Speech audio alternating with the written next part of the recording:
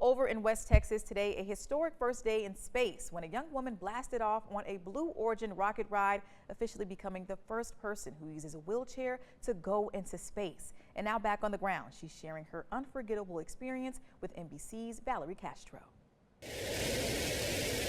In West Texas today, Blue Origin launching its 9th flight of the year. But for the first time, carrying a crew member to space unlike any before her. Oh, we are in space. Let's go here.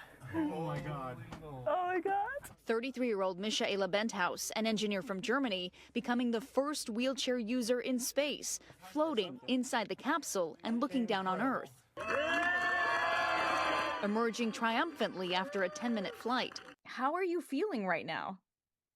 I feel pretty excited. Still feels like I dreamed it.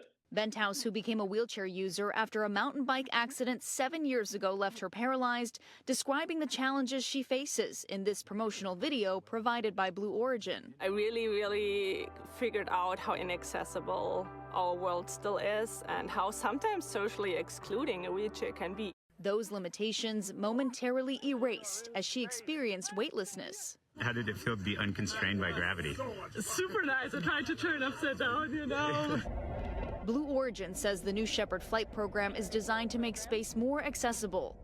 Benthaus hoping her flight raises awareness about inclusivity for people with disabilities, not just in space, but also down on Earth. I hope that it kind of shows people that you should never give up on your dreams. Valerie Castro, NBC News.